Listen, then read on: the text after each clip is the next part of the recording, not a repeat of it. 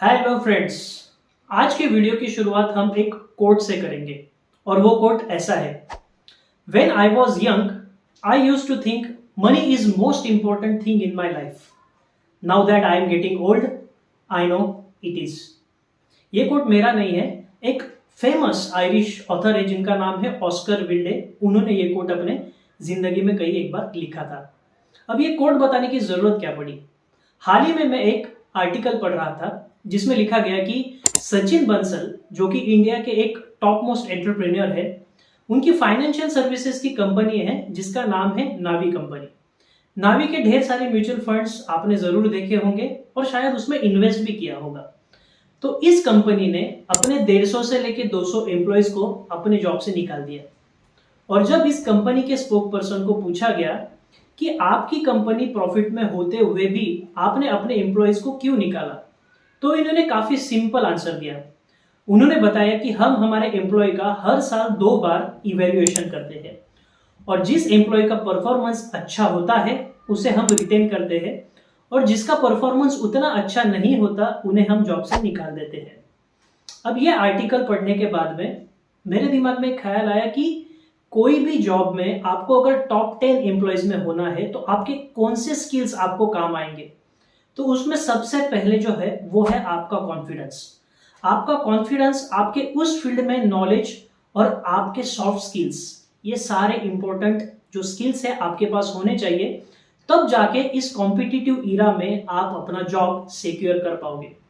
और being parents, हमारे children को आगे जाके ये सारे स्किल्स आए, ये हमारी जिम्मेदारी है। अब ये सारे स्किल्स बच्चों को कैसे आएंगे? अगर उनका एजुकेशनल बैकग्राउंड साउंड है, उनके बेसिक्स क्लियर है, तब जाके वो ये स्किल्स एक्वायर कर पाएंगे और अपना जो फ्यूचर है उसे ब्राइट कर पाएंगे, सिक्योर कर पाएंगे। और जब भी एजुकेशन के बारे में बात आती है तो बीइंग पेरेंट्स हम एक गलती कर बैठते हैं। हमारे बच्चों की ग्रेजुएशन की फीस कितनी हो सकती है इसे हम प्रॉपरली फोरकास्ट नहीं कर पाते। और जब हम इसे फोरकास्ट ही नहीं कर पाएंगे तो हमें कैसे पता चलेगा कि उनके ग्रेजुएशन के लिए हमें किस इंस्ट्रूमेंट में कितना निवेश करना चाहिए। तो आज के इस वीडियो में हम ये जानने की कोशिश करेंगे कि एजुकेशनल सेक्टर में इन्फ्लेशन कितना है और उस इन्फ्लेशन को कंसीडर करके हम अपने बच्चों को ग्रेजुएशन के लिए कितनी फीस लगेगी इसे कैसे कैलकुलेट करें। और एक बार ये कॉर्पस कैलकुलेट हो जाए तो वो अचीव करने के लिए हमें कौन कौन से इंस्ट्रूमेंट में निवेश करना जरूरी है, सेफेस्ट इंस्ट्रूमेंट कौन सा है, आपको मॉडरेट रिस्क लेना है तो उसमें कौन सा इंस्ट्रूमेंट आपको चूज करना है, और अगर आपकी रिस्क टेकिंग एबिलिटी अगर हाई है तो उसके लिए आप कौन से इंस्ट्रूमेंट में निवेश करें। ये सारे चीजों के बारे में आज के वीडियो में हम डिस्कशन करेंगे। तो ये वीडियो आपके बच्चों के फ्यूचर के लिए काफी इंपॉर्टेंट है, आपके लिए काफी इंपॉर्टेंट है, इसलिए इसे आखिरी तक देखिएगा और हो सके तो अपने फ्रेंड्स और फैमिली के साथ जरूर शेयर कीजिएगा। वीडियो शुरू करने से पहले मैं एक स्टैंडर्ड डिस्क्लेमर देना चाहता हूं कि मैं फाइनेंशियल एक्सपर्ट नहीं हूं, ना कि सेबी रजिस्टर्ड एडवाइजर हूं। तो अगर आपको किसी भी इंस्ट्रूमेंट में निवेश करना है, चाहे म्यूचुअल फंड हो या फिर शेयर मार्केट हो, तो अपने फाइनेंशियल एडवाइजर की सलाह एक बार जरूर लें। तो चलिए दोस्तों शुरू करते हैं आज की ये वीडियो। आपके बच्चे की एजुकेशनल फीस को फोरकास्ट करने से पहले एजुकेशनल सेक्टर में इन्फ्लेशन कितना है इसे जानना काफी इंपॉर्टेंट होता है। वैसे तो गवर्नमेंट ऑफ इंडिया पीरियोडिकली अपने इन्फ्लेशन के जो रेट्स है उसे डिक्लेयर करती है, लेकिन उस इन्फ्लेशन को एजुकेशनल सेक्टर के इन्फ्लेशन से कंपेयर करना, इसका मतलब किसी मारुति की कार को BMW से कंपेयर करने के जैसा होता है। इसलिए अगर आपको एजुकेशनल सेक्टर में एग्जैक्ट इन्फ्लेशन कितना है इसे कैलकुलेट करना है तो प्रैक्टिकल एग्जांपल देखना काफी इंपॉर्टेंट है। अब मैं खुद का एग्जांपल लेके आपको बताऊंगा कि एजुकेशनल सेक्टर का इन्फ्लेशन एग्जैक्टली है कितना। 2008 में जब हमने ग्रेजुएशन की थी उस वक्त हमारी जो ग्रेजुएशन की फीस थी वो थी 55,000 रुपीज। मैं स्पेसिफिकली प्राइवेट ऑर्गेनाइजेशन की बात कर रहा हूं क्योंकि मैंने जो ग्रेजुएशन किया था वो प्राइवेट ऑर्गेनाइजेशन से किया था। आज 15 साल के बाद में यानी 2023 में उसी ग्रेजुएशन की फीस जो है वो है 3 लाख रुपए पर ईयर। इसका मतलब पिछले 15 सालों में अपनी जो फीस है वो 6 गुना हो चुकी है। अब 6 गुना हो गई है, इसका मतलब उसका इन्फ्लेशन रेट कितना है इसे कैसे कैलकुलेट करें। तो मैं आपको सिंपल स्टेप बताऊंगा जहां से आप आसानी से कैलकुलेट कर पाओगे कि ये इन्फ्लेशन रेट एग्जैक्टली है कितना। आपको क्या करना है, गूगल ओपन कर लेना है। गूगल पे आपको सिंपली टाइप करना है कंपाउंड इंटरेस्ट कैलकुलेटर। आपके सामने ढेर सारे ऑप्शंस आ जाएंगे, उसमें से आपको स्क्रॉल डाउन करते हुए ग्रो ऐप का एक एप्लीकेशन ओपन कर लेना है। अब जैसे ही इस एप्लीकेशन को आप ओपन करोगे तो इसमें प्रिंसिपल अमाउंट आपको दिखेगी, जिसमें आपको डालना है 55,000 रुपीज, जो कि 2008 में फीस थी। फिर कितने साल के बाद में आपको फीस कैलकुलेट करनी है, 15 साल के बाद में, इसलिए आपको ईयर्स डालने हैं 15। और इन्फ्लेशन रेट अगर हम कंसीडर करेंगे 12%, तो आपका फाइनल फीस आ जाता है 3 लाख रुपए। इसका मतलब क्या कि एजुकेशनल सेक्टर की जो इन्फ्लेशन रेट है वो है 12% की। अब ये तो हो गया प्राइवेट ऑर्गेनाइजेशन के बारे में। अगर आप कहोगे कि मेरा बच्चा काफी टैलेंटेड है, वो गवर्नमेंट ऑर्गेनाइजेशन से भी ग्रेजुएशन कर सकता है, तो वहां पे भी कितना इन्फ्लेशन रेट है इसे देखते हैं। हमारे जो दोस्त लोग थे जो कि गवर्नमेंट ऑर्गेनाइजेशन में थे, 2008 में उनकी जो फीस थी वो थी 15,000 रुपीज पर ईयर, और आज उसी कोर्स की, उसी कॉलेज की जो फीस है वो है 75,000 रुपीज। अगेन हम कैलकुलेटर ओपन करेंगे। कैलकुलेटर में आपको प्रिंसिपल अमाउंट जो है वो है डालनी है 15,000 रुपीज, और साल कितने डालने हैं, अगेन 15 साल। 15 साल के बाद में अगर आप इन्फ्लेशन रेट डालोगे 11.5% का, तब जाके आपकी जो फाइनल अमाउंट आती है वो आ जाएगी 76,000 के आसपास। इसका मतलब ये कि गवर्नमेंट ऑर्गेनाइजेशन में भी एजुकेशनल जो सेक्टर है उसका जो इन्फ्लेशन रेट है वो है 11.5 से 12% का। इसका मतलब सिंपल हो गया, गवर्नमेंट जो इन्फ्लेशन रेट डिक्लेयर करती है उसका और एजुकेशनल सेक्टर के इन्फ्लेशन रेट का कोई संबंध नहीं है, इसमें जमीन आसमान का फर्क होता है।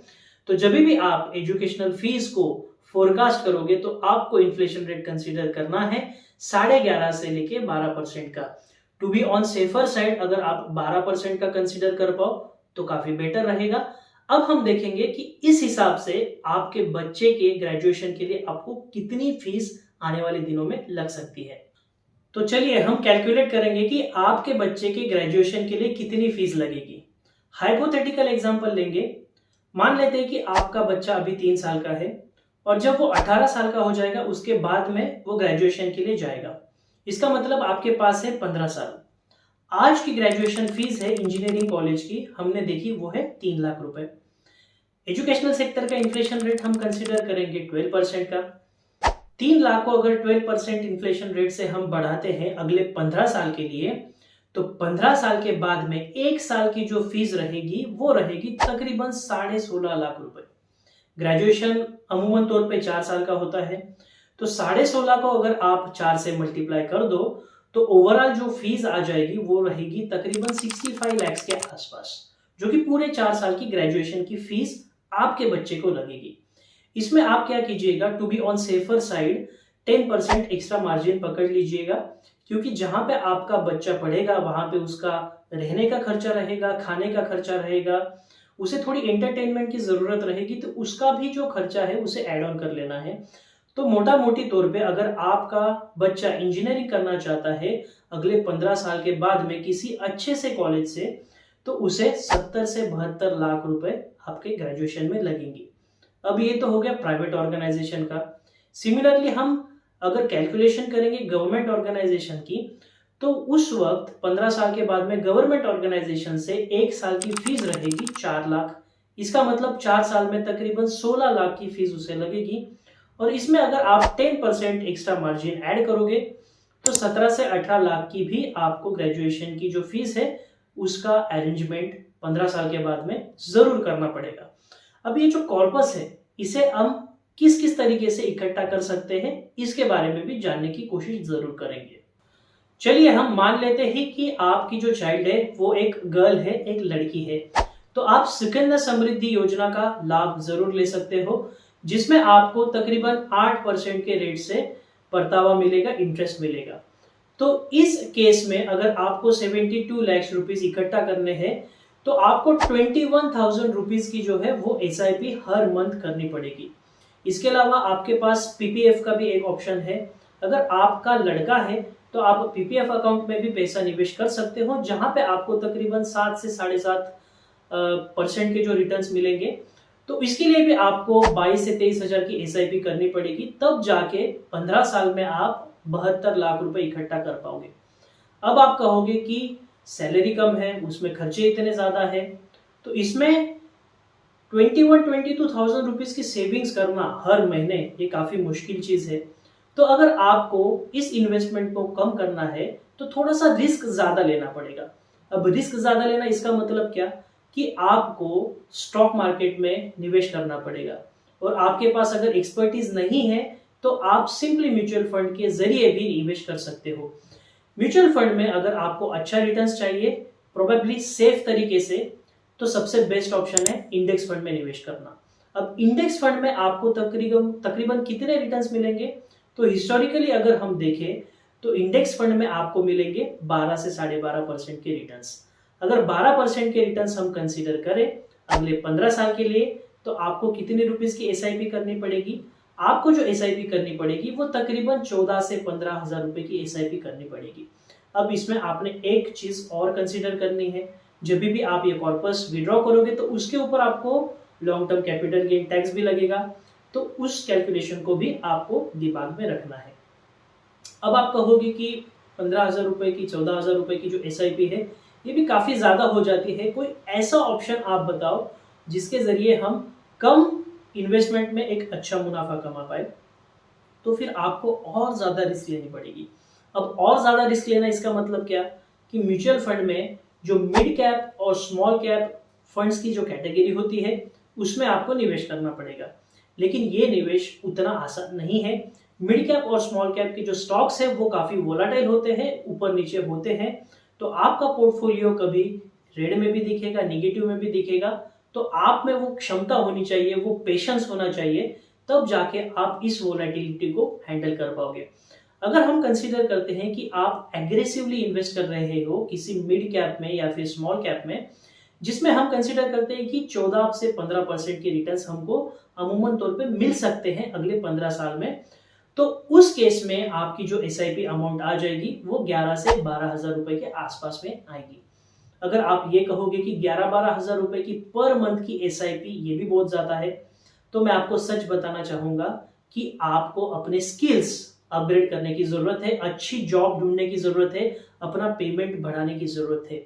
आपके पास सिंपली दो ऑप्शन है, या तो आप अपना खुद का पेमेंट बढ़ाइए या फिर अपने बच्चों का जो सपना है उसे थोड़ा कम कर दीजिए। और मुझे ये आशा है कि आप अपने बच्चों के सपनों के साथ में बिल्कुल भी कॉम्प्रोमाइज करना नहीं चाहोगे, तो बेटर है आप अपनी पेमेंट बढ़ाइए और मिनिमम 11-12 हजार रुपए की जो एसआईपी है उसे आपको करना है। एसआईपी करने से पहले आपके पास हेल्थ इंश्योरेंस होना जरूरी है, टर्म इंश्योरेंस होना जरूरी है, और इमरजेंसी फंड जो कि आपके 6 महीने की जो खर्चा है उसे आपके सेफ अकाउंट में होना काफी जरूरी है। तो ये सारी चीजें आप करोगे तो आप फ्यूचर में अपने बच्चों को एक अच्छा ग्रेजुएशन करा पाओगे, एक अच्छा एजुकेशन दिला पाओगे, और बच्चे भी आपका जरूर नाम निकालेंगे कि हमारे पापा ने हमें एक अच्छा एजुकेशन दिया, तब जाके हमारी जो ये कम्युनिटी है इतनी आगे बढ़ पाई। तो आज का वीडियो आपको कैसा लगा प्लीज कमेंट सेक्शन में लिखिएगा।